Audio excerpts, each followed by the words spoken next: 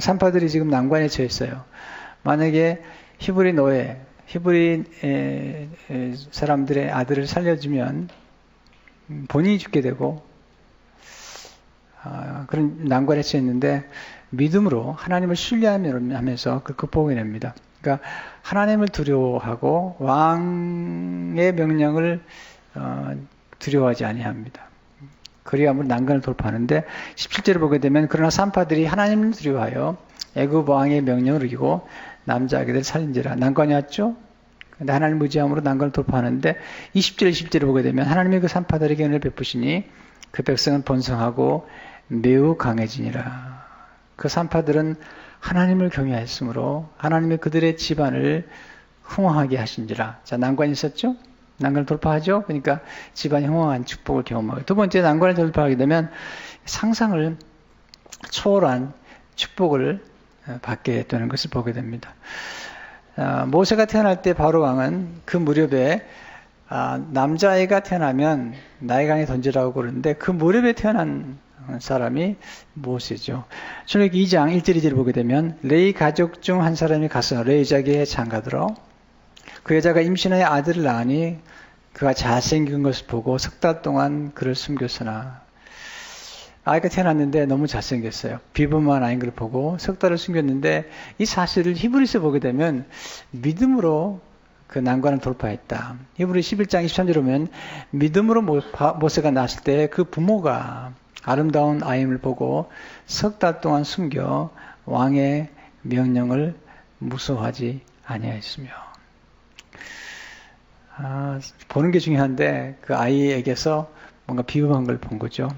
사도행전 7장 20절을 보니까 그때 모세가 낳았는데 하나님 보시기에 아름다운지라 그의 아버지 집에서 석 달 동안 기르더니. 이게 안목이 중요한데 하나님의 안목으로 보니까 아이가 보통 아이가 아니라는 거죠. 문제는 3개월 동안 사실 목숨을 걸고 믿음으로 숨겨놨는데 점점 목소리가 커지는 거죠. 발각이 되면 아이도 죽고 부모도 죽는 거죠. 그래서 그 하나님께 기도하는 가운데 갈대 상자를 만들어 가지고 역청을 바르고 갈대 안에다가 이 모세를 넣고 그리고 나일강 갈대 사이에다가 이 갈대 상자를 두고 그의 누이 미리암이 어떻게 되나 보는 거예요. 마침 그때 하나님의 섭리죠. 바로의 딸이 공주죠. 목욕하러 왔다가 그 아이를 보게 되고 그 아이를 불쌍히 여기게 됩니다. 그때 미리암이 공주에게 와서 이 아이를 젖먹일 수 있는 유물을 데려오겠습니다. 그랬더니 이 바로 왕의 딸이 궁리력이라는 마음을 가지고 그리하라. 그래서 출애굽기 2장 9절에 보면 바로의 딸이 그 얘기를 때 이제 유물을 데려오죠. 모세의 어머니 데려온 거죠. 그 아기를 데려다가 나를 위하여 젖을 먹이라. 내가 그 싹쓸 주리라. 여인이 아기를 데려다가 젖을 먹이더니. 그러니까 인류 역사상 자기 자녀를 돈 받고 키운 여자는 이 여자밖에 없어요. 네. 그 놀라운, 그러니까 이 난관을 돌파하면서 놀라운 기적을 경험하는데 결국은 그 아이가 성장하면서 이제 바로 왕의 공주의 아들이 되는 걸 보게 되죠. 출애굽기 2장 10절에 보면 그 아기가 자라매 바로의 딸에게로 데려가니 그가 그의 아들이 되니라. 그가 그의 이름을 모세라 하여 이르되 이는 내가 그를 물에서 건져내었음이라 하였더라. 이름이 참 놀랍잖아요. 건져내다. 결국 모세가 그 이름대로 이스라엘 민족을 건져내는 것을 보게 되죠. 사도행전 7장 21절 22절을 보게 되면 벌어진 후에 바로의 딸이 그를 데려다가 자기 아들로 기르매 모세가 애굽 사람의 모든 지혜를 배워 그 당시 굉장히 놀라운 그런 학교를 나오게 되고 그의 말과 하는 일들이 능하더라. He was powerful in speech and action이라고 하잖아요. 그러니까 참 놀라운 거죠. 그러니까 모세 부모가 난관을 만났을 때 난관을 통과하니까 그 아들이 복을 받게 되고 또 그 아들을 통해서 이스라엘 전 민족이 구원을 받는 것들을 보게 됩니다. 그러니까 모세 뒤에 부모가 있었고 그 부모 뒤에 산파들이 정말 하나님을 경외하는 산파들이 있었던 거죠. 이게 이제 하나의 역사의 하나의 그 연결점들을 자꾸 볼 필요가 있는 거죠. 세 번째, 난관을 잘 통과하게 되면 공동체가 더불어 축복을 받게 됩니다. 모세가 난관을 돌파하는 지도자가 된 것은 그가 태어날 때부터 난관을 돌파하는 경험을 했고 그 스토리를 그의 어머니가 그의 아버지가 이야기를 해준 거죠. 그러니까 이 출애굽기를 기록한 사람이 모세인데 모세가 벌써 자기의 인생의 스토리를 들었던 거죠. 모세가 이제 40살이 됐을 때 이스라엘 히브리 사람과 애굽 사람이 싸우는 걸 보고 자기 동족을 구원하려다가 애굽 사람 쳐 죽이죠. 그래서 발각이 되니까 미디안 광야로 갑니다. 40년을 보내죠. 80세가 됐을 때 하나님께서 부르셔서 이스라엘 민족을 출애굽시키라고 그러죠. 근데 그게 보통 어려운 게 아닙니다. 그 난관이죠. 그때 하나님께서 10번이나 재앙을 내리셔서 이스라엘 백성들을 출애굽시키려고 그러는데 바로가 얼마나 악독한지 10번이나 번복을 하면서 이스라엘 민족을 보내지 않죠.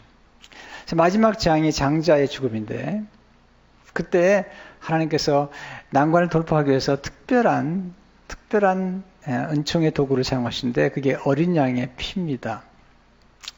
한 가족당 한 마리의 양을 잡아서 양의 냄소를 잡아서 어린 양으로 피를 바르면 문이 있으면 그 좌우의 문설주와 임방 머리의 머리죠. 아니 문의 머리죠. 임방에 바르면 죽음의 사자가 와서 지나간다는 거죠. 이게 패스오버인데 이게 이제 6월절이 거기서 나오는 거거든요.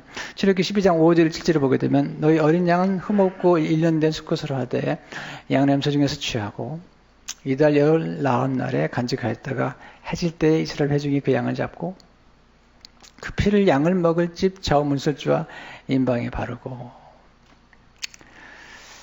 그 당시에 이스라엘 백성이 남자만 60만 명입니다. 그리고 아이까지 여인까지 합하면 300만 명이 되는데 한 가족당 한 마리의 어린 양을 잡았다면 엄청난 양의 피가 흐른 거죠. 그러니까 어떤 난관을 돌파하는 데는 어떤 희생이 필요한데 그 당시에 이스라엘 백성을 대신해서 어린 양의 피를 흘렸고 그 어린 양의 피가 있는 집은 죽음의 사자가 그냥 지나갔다는 거죠. 출애굽기 12장 13절을 보게 되면 내가 애굽 땅을 칠 때 그 피가 너희가 사는 집에 있어서 너희를 위하여 표적이 될지라. 내가 피를 볼 때에 너희를 넘어가느니 재앙이 너희에게 내려 멸하지 아니하리라.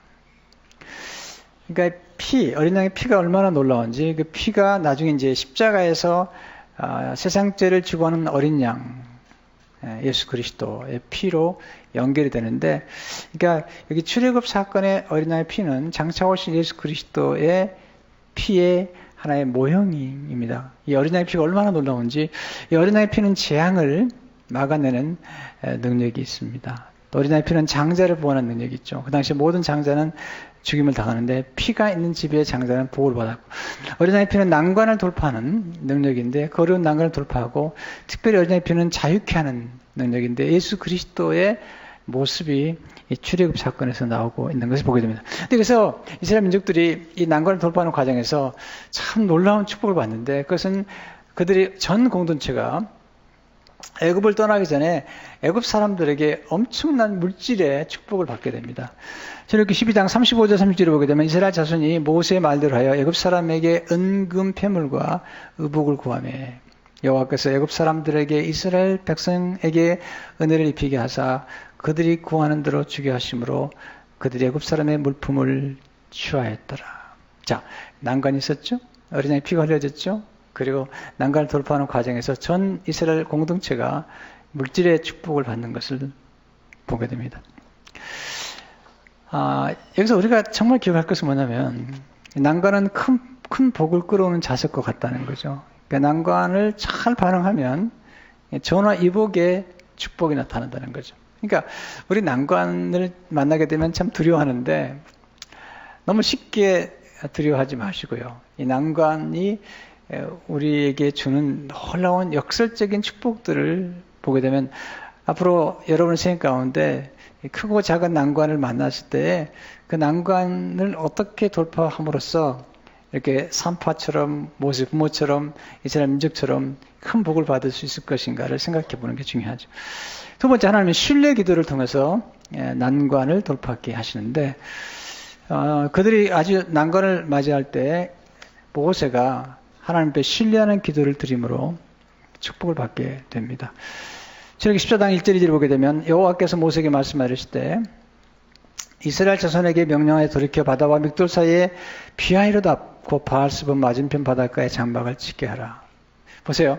지금 그 어린 양의 피를 통해서 그들이 애굽을 떠나긴 했는데 이게요. 이 바로가 사탄의 모형인데 쉽게 놓아지질 않아요. 분명히 애굽을 떠나겠는데 더 큰 난관이 기다리고 있었던 거죠. 그게 홍해바다였고요.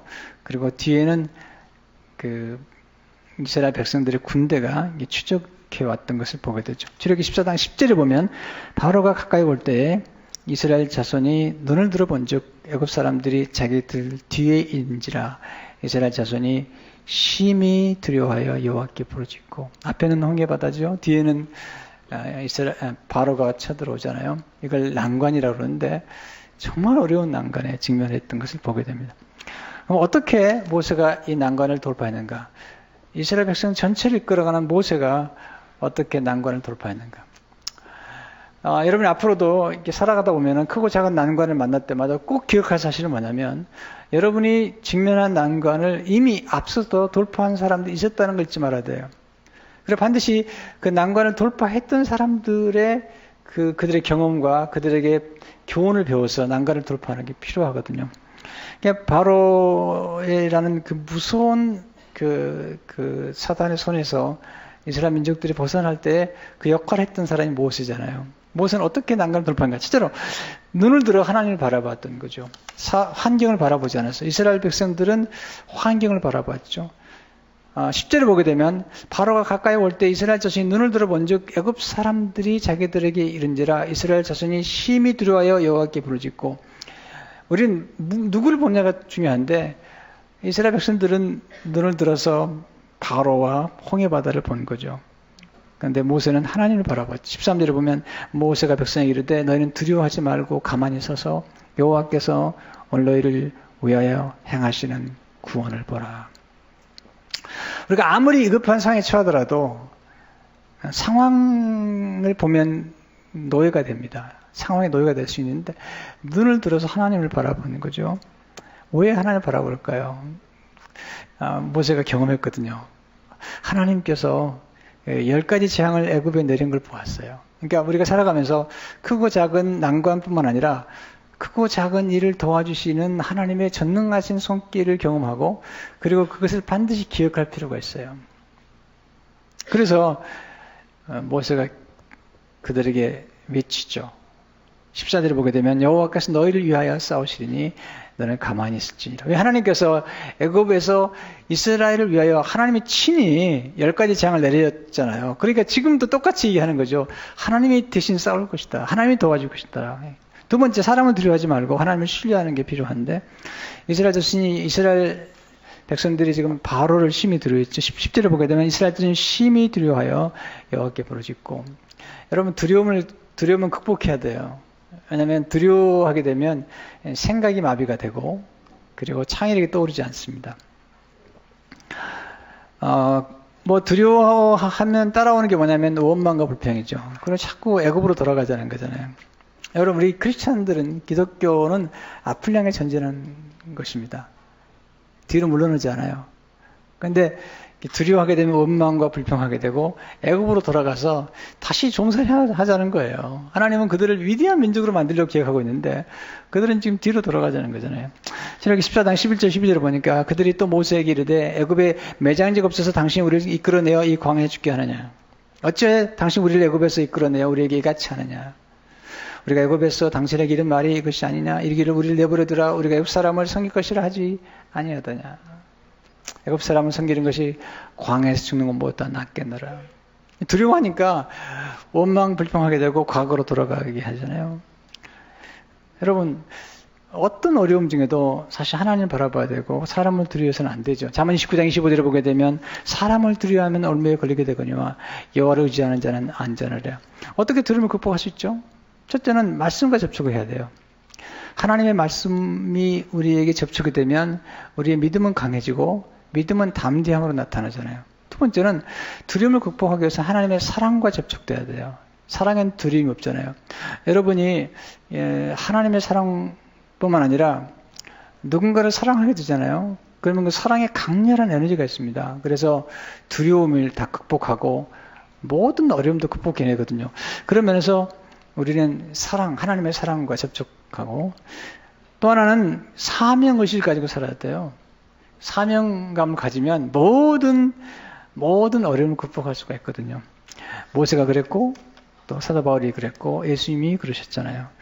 두려움을 극복하려면 반드시 용기가 필요한데 용기는 하나님을 전적으로 신뢰할 때 나오는 거죠. 브레이넌 매닝은 말하기를 흔들리지 않은 신뢰가 진귀하고 값진 것임은 종종 그것이 가영웅적 수준의 용기를 요하기 때문이다.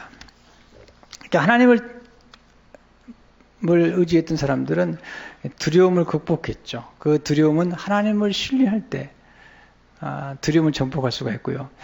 이스라엘 백성들은 두려움에 사로잡혔어요. 그러니까 믿음이 약해지고요. 모세는 하나님께 사로잡히니까 믿음이 강해지고 두려움은 사라졌던 거잖아요. 그래서 이사야 12장 2절을 보게 되면 보라 하나님은 나의 구원이시라 내가 신뢰하고 두려움이 없으리니 주 여호와는 나의 힘이시며 나의 노래시며 나의 구원이심이라.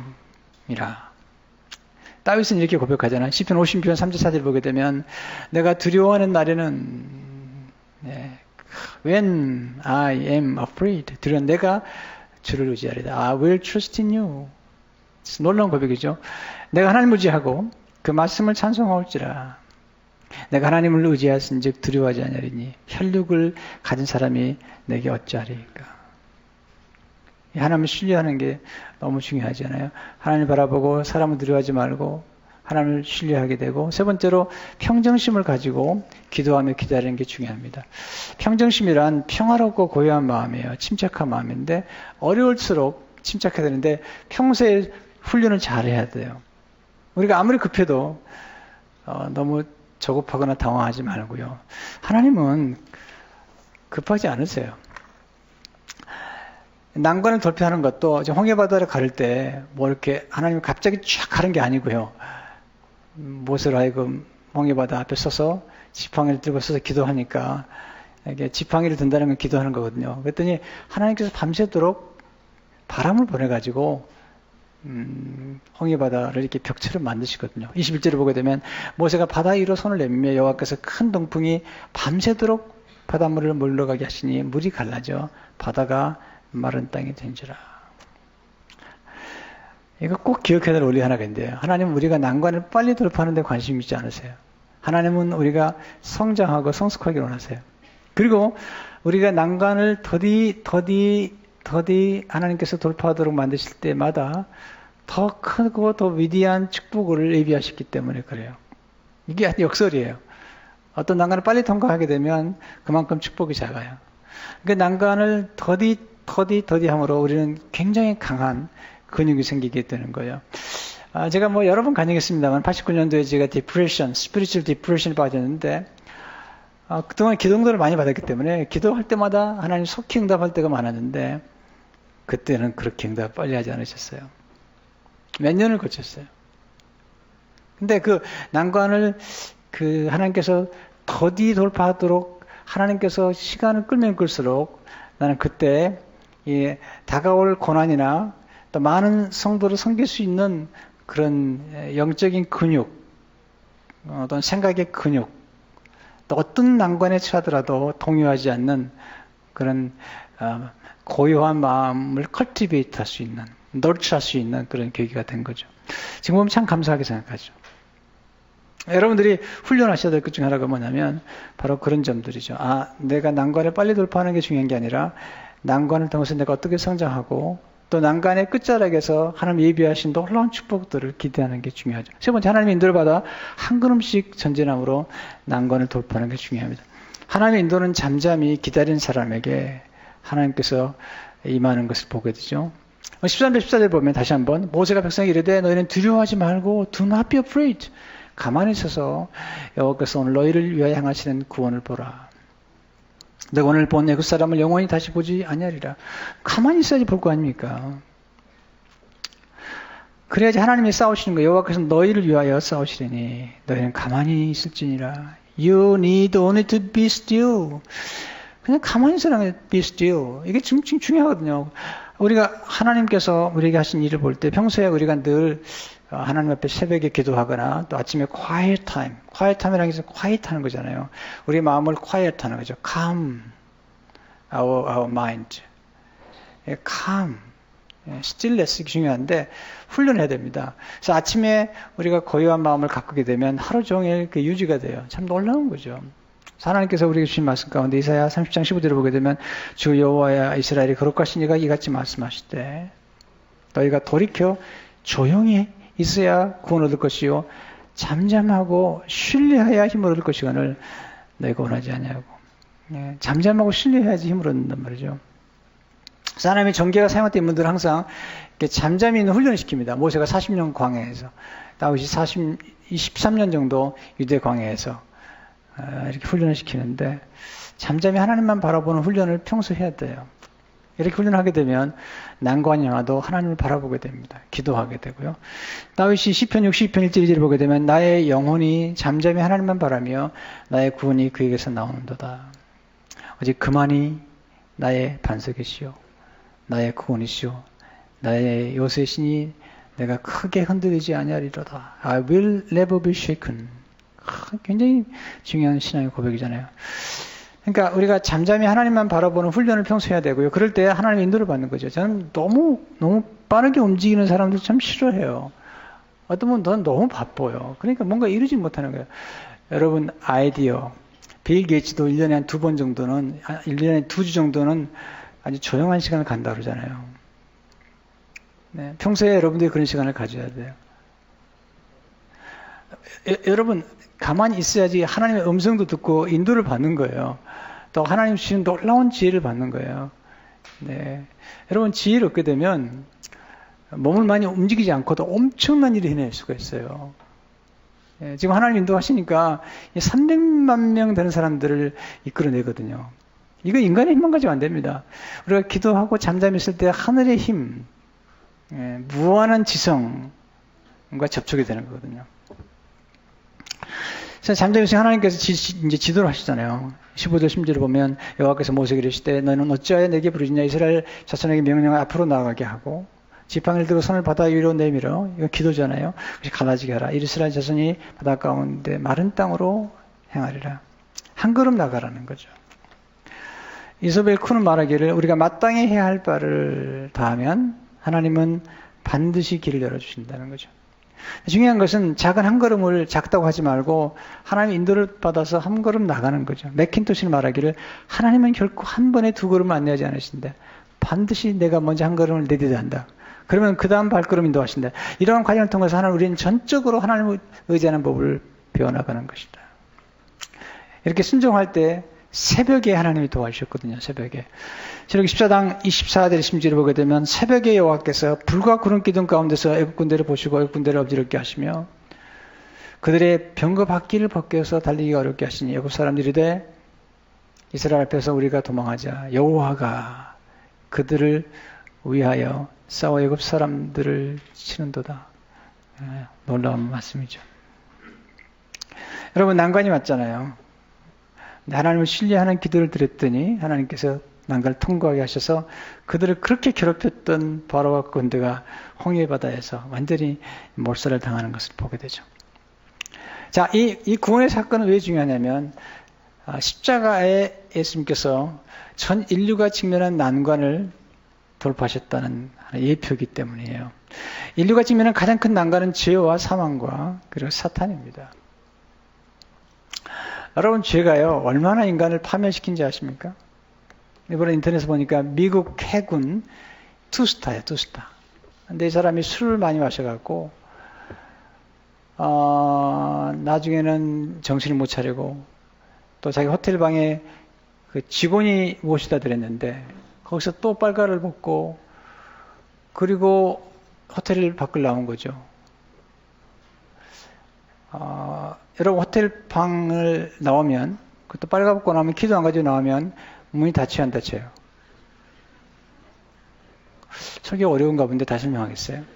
그래가지고 돌아다니다가 나중에 그게 드러나가지고 그 투스타가요, 여러분, 해군에서 투스타는 굉장합니다. 그것도 굉장한 위치에 있더라고요. 순식간에 옷 벗는 거예요. 망신당하는 거예요. 죄란 게 그리 무서워요. 여러분, 술 조심하세요. 네. 이게 완전히, 그가 정말 평생 동안 군인으로 싸웠던 그 모든 캐리어가 순식간에 무너지는 거예요. 이게 유혹입니다. 이게 사탄의 유혹이고요. 거기서부터 모든 것이 다 깨어져 버리잖아요. 죄와 사망과 사탄이 인류의 가장 큰 난관인데, 예수님 오셔가지고 십자가에서 우리 모든 인류를 위해서 피를 흘려주셨잖아요. 자, 보세요. 이제 여인들이 아이를 낳을 때 보면, 아이를 낳을 때 두 가지가 나오는데, 그 몸에서 피가 흐르고 그 다음에 물이 쏟아집니다. 이스라엘 민족이 구원받을 때도 마찬가지죠. 어린 양의 피가 쏟아지고 홍해 바다를 통과하면서 그들은 마치 여인의 몸에서 피가 쏟아지고 물이 쏟아짐으로 생명이 태어난 것처럼 그렇게 사는데, 사도 바울은 예수님이 사도 요한은 예수님께서 십자가에 설리신 것을 두 가지 얘기하는데, 한번 19장 34절을 보게 되면 그중 한 군인이 창호에 꿀 찌르니 곧 피와 물이 나오더라. 예수님 몸에 피와 물이 나오는데, 사도 바울은 이 홍해 바다를 걷는 걸 세례라고 말하며, 고린도서 10장 2절 보게 되면 모세에게 속하여 다 구름과 바다에서 세례를 받고. 자, 보세요. 한 생명이 태어나려면 사실은 피와 물이 쏟아지는 거예요. 그러니까 우리가 세례를 받는다는 사실은 예수님의 십자가에서 죽는 것은 예수님의 십자가 흘린 피와 똑같아요. 그리고 우리가 새롭게 태어나는 거죠. 이걸 세례라고 그러는데, 이렇게 거듭날 때 성경은 말씀하기를 우리가 거듭나는 것은 하나님의 말씀으로 거듭나는데, 그 말씀 속에는 어린 양의 피와 그리고 성령으로 본어게인 하는 거예요. 물과 피로 본어게인 하는데, 이 과정 속에서 세례가 일어나는데 놀라운 일이에요. 로마서 6장 4절 보게 되면, 그러므로 우리가 그의 죽으심과 합하여 세례를 받음으로 그와 함께 장사되었나니 이는 아버지의 영광으로 말미암아 그리스도를 죽은 자 가운데 살리심과 같이 우리로 또한 새 생명 가운데서 행하게 하려 함이라. 새 생명 비전교회 이름이 여기 나오네요. 네, 새 생명. 여러분, 이게 보세요. 길이 없는데 길을 하나님 보여주시는 거죠. 하나님은 길을 아시죠? 그 길이 예수님을 통해서 이루어지는데, 여러분 머리로 이렇게 아이디어만 가지고 안 됩니다. 하나님이 도와주셔야 돼. 길이 없지만 길이 있어요. 길이 있다니까요. 하나님 길을 만들어 버렸어요. 이사야 40장 19절을 보게 되면, 보라 내가 새 일을 행하리니 이제 내가 나타낼 거, 내가 그 길을 알지 못하겠냐. 반드시 내가 광야의 길을 사막의 강을 내리니. 청년들, 여러분들이 이렇게 인생 살고 또 결혼하고 결혼을 생활하고 이런 모든 과정에 난관이 꽤 부딪힙니다. 근데 하나님 바라보셔야 돼요. 그리고 하나님 신뢰하고 기도하셔야 돼요. 그때 하나님께서 주시는 놀라운 인도하심과 지혜가 있거든요. 근데 꼭 기억하세요. 난관을 돌파하는 과정이 어렵지만 난관을 잘 돌파하고 나면 놀라운 축복이 기다리고 있는 거죠. 그래서 이 말씀을 여러분 기억하면서, 난관은 또 하나의 기회라는 사실을 알아야 되고요. 그리고 난관은 축복을 끌어오는 자석 같은 거예요. 내가 잘 반응하면 좋은데 어리석게 반응하지 말고 침착하게 하나님 바라보면서 하나님 신뢰할 때 그런 기적을 경험합니다. 오늘 이 말씀 통해서 여러분들이 한 단계 뛰어넘고, 이번 특세 기간 동안에 계속 좀 와서 기도하시고요.